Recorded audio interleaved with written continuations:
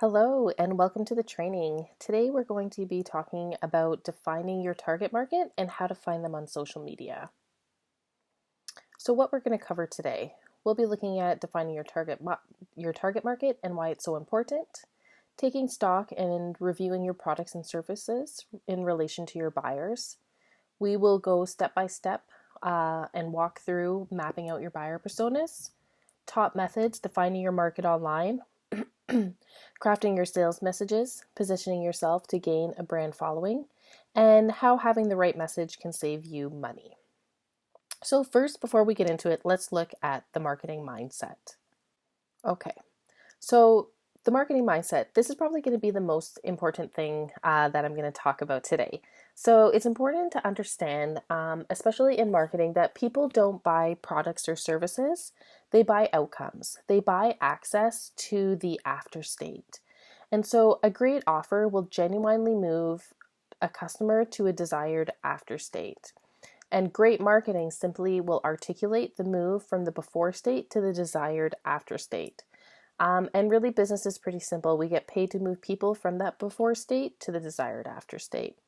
And so in the before state, the customer is discontent in some kind of way. They might be in pain or bored, maybe frightened or unhappy for any number of reasons. And in the after state, life is better. They are free from this pain. They're entertained. They're unafraid of what previously had plagued them. So it's important to always understand that when it comes to marketing, it's not just about selling something. It's about being able to articulate that movement from the before state to the after state. So let's get into defining your target market. So why is it so important to define your target market? Well, when you map out your buyer personas, it really helps you to create a semi-fictional representation of your ideal customer. And it helps to map out your customers' demographics, the behavior patterns, motivations, and goals.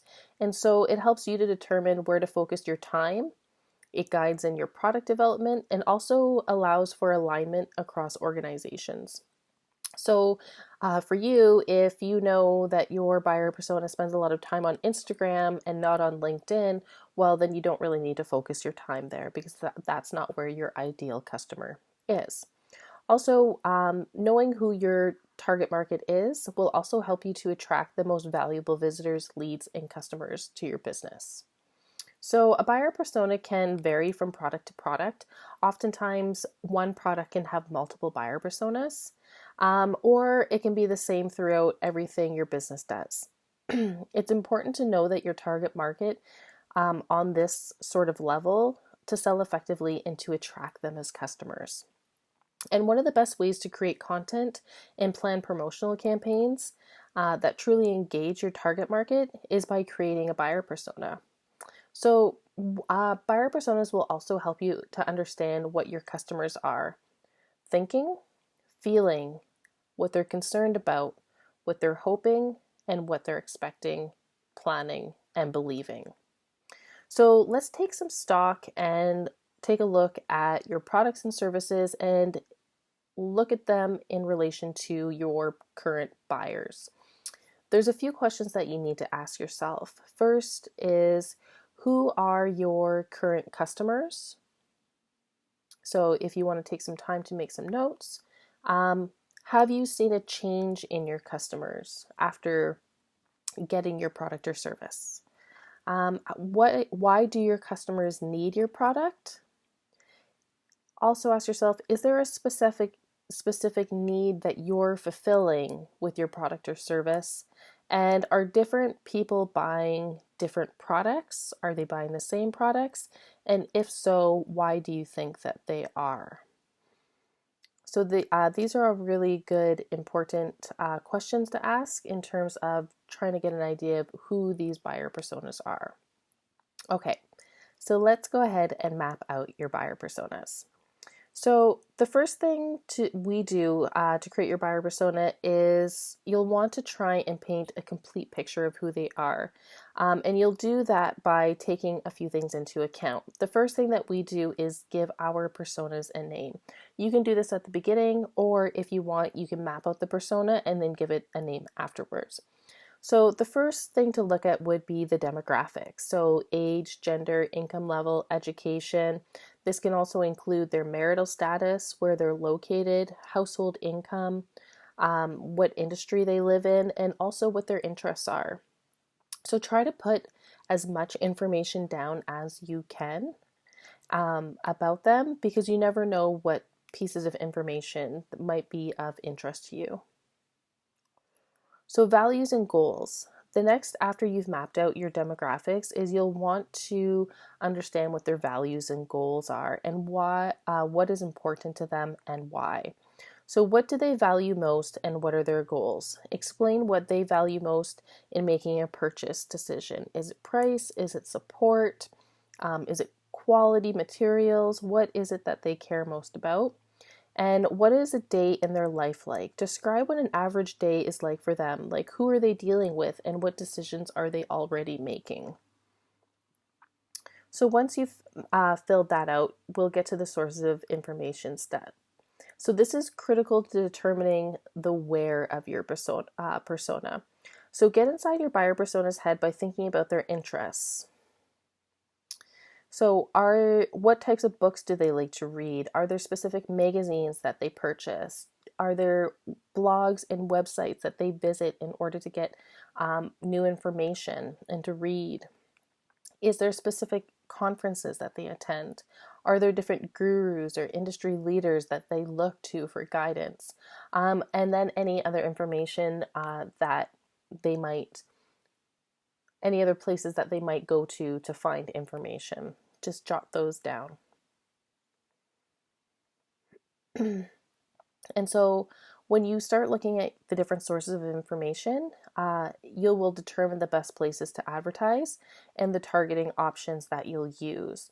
So so here's some examples of sources of information. My ideal customer would read this book, but no one else would.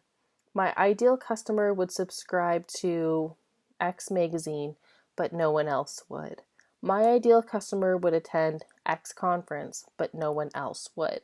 And so when it comes to the sources of information, you can have high level information or you can have super specific. And the more specific that you get, especially if you're planning to run traffic to that's not hyper local, if you're looking more at a national level or a provincial level, then you might have, when you're trying to target larger audiences. And so if you're using this buyer persona to be able to understand what you want to target, specificity is key here. And so if there is hyper-focused books that, your ideal customer, that they would read, but other people probably wouldn't even know what it is, you definitely want to write those down. So the idea is to find niche books, magazines, blogs, conferences, gurus, etc. that your ideal customer would be attracted to, but nobody else would. And so an example of this and the specificity would be when it comes to golf, there's Tiger Woods. And if you're into golf products, you wouldn't want to assign Tiger Woods as a guru. Tiger is someone that golfers are familiar with, but so is everybody else. But there's other people that are in the golf industry that only avid golfers would know. Okay, so the next stage is the challenges and pain points. So drive new product and service development as well as copywriting and ad creative that you'll use to compel your ideal customer into action. So let's look at the challenges and pain points. What are they not able to accomplish but want to? What are they losing out on because they don't have your product or service? What do they want but don't have? And is there a value they want to live by but aren't currently? So these are the challenges and pain points. So if you ask yourself these questions in terms of your buyer persona, it'll give you an idea of, where they are in terms of headspace and what they find most challenging. Okay, so objections. It's always good to look at your product and service and your buyer persona and understand what their common objections are to the sale so that you can speak to those. So why would they consider not buying it? Well, you have to ask yourself, why would they say no to buying your product or service? What is it? If you have people that have said no in the past, write down those reasons why they said no. So, what will you give me that makes it worth it?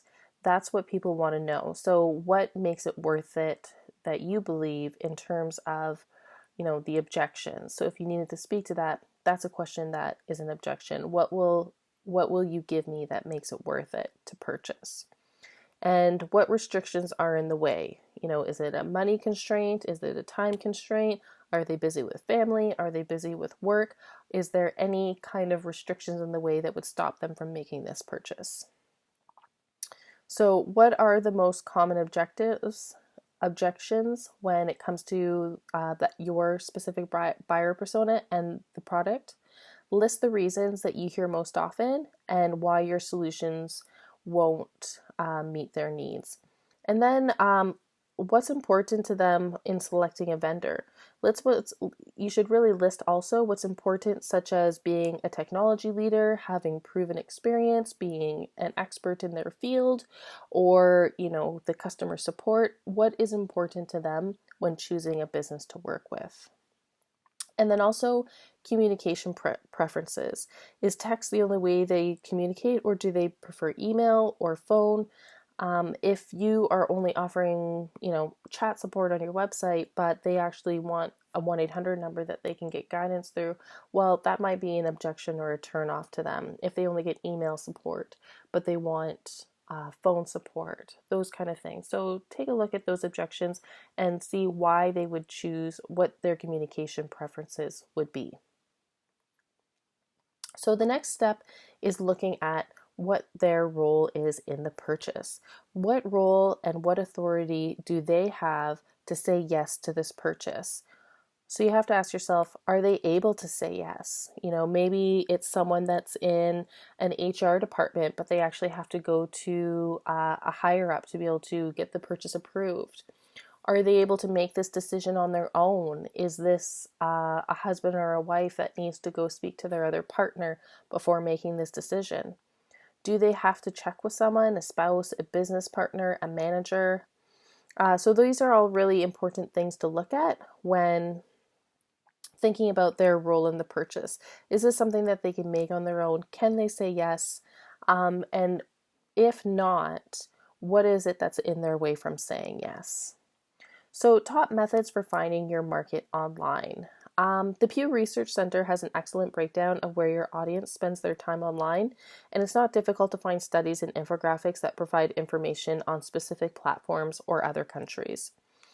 So here, this is an example, and it's just showing percentage of US adults who use each social media platform, and it breaks it down by percentages where they spend their time.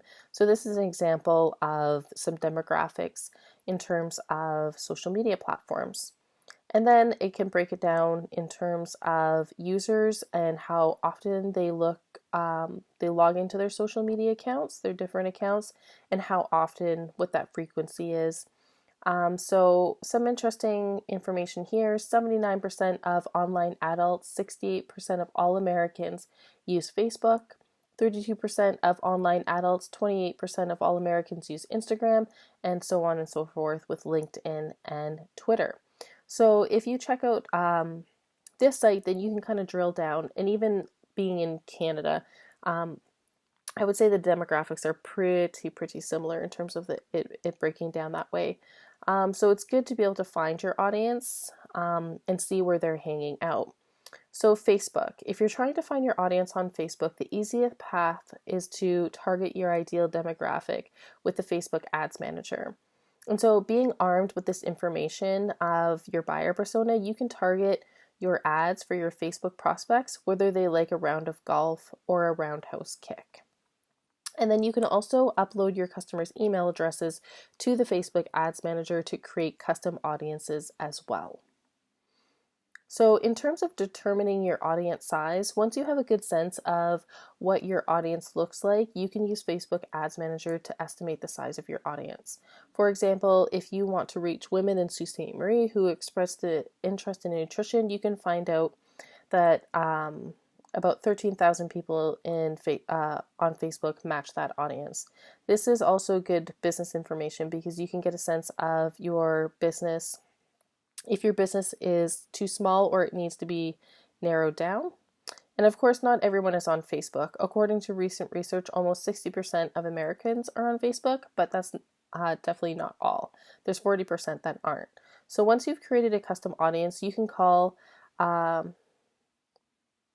you can then ask Facebook to create a lookalike audience. And so what is a lookalike audience? If you were to import your customer list to Facebook, you can create a lookalike audience that will be similar to your most valuable audiences. So that means Facebook can put you in front of more people who are like your current audience. So you can create lookalike audiences based off your customer lists. You can do it off all the other audiences that you have as well. Okay, so finding your audience on Twitter. So let's start with the ad platform at ads.twitter.com. Target Twitter users by their TV watching habit.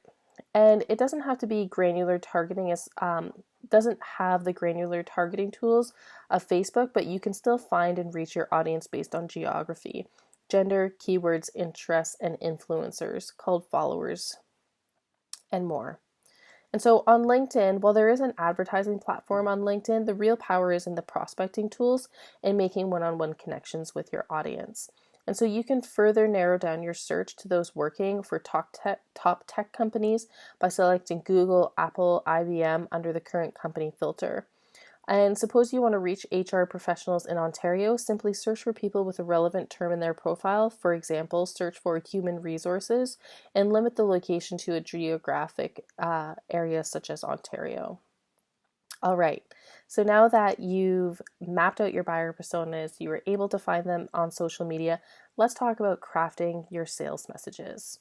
So here, remember at the beginning of the training, we talked about moving people from the before state to the after state. Well, this is the before and after grid, and if you look in the members area, we'll have it actually attached to this training, but then there's also in the members area where you can download the PDF as well. So this is a great worksheet to do in terms of mapping it out. So in the before state and in the after state, there are 5 different kind of things that can change when moving from the before to the after. So, or there's 5 things that people have. So the people they can feel a certain way. We can look at what their average day would be like before and after. If their status changes at all from the before state to the after state, and if there's any kind of good versus evil between the before and after state. So what you can do here is under customer segments, map down your buyer persona, map out the product and services that this buyer persona would be interested in, and then start mapping out what does your buyer persona have before and after. And if you want to learn more about mapping out this before and after grid, just head over to the worksheet section and there'll be a corresponding video with how to fill this out in more depth. All right, so copywriting is based on 3 rules of selling. Mark Morgan Ford, a famous copywriter, says, "People don't like the idea of being sold." And it's true. People buy things for emotional, not rational reasons. And once sold, people need to satisfy their emotional decisions with logic. And so that goes into the 4 P's of copywriting. There's 4 things that you need to make in your copy. There's the promise, there's the picture, and that's building the big picture in their mind. There's proof, so that can be testimonials, case studies, that kind of thing, proof showing that you can provide this promise. And then push, that's the call to action, telling them that they should go ahead and move forward. And so if you only had 30 seconds to sell your product, what would you say? How would you define it? And if you knew that you were speaking to a specific buyer persona, understanding their demographics and who they are, what would you say if you only had 30 seconds? Thank you. And if you have any questions about this, or maybe you're mapping out your buyer personas and you need a little bit of help, feel free to head over to the Facebook group and drop us a line. Or if you want to submit a question for the Ask Me Anything Coffee Club, you can do that too, and we'll answer your question anonymously. Thanks.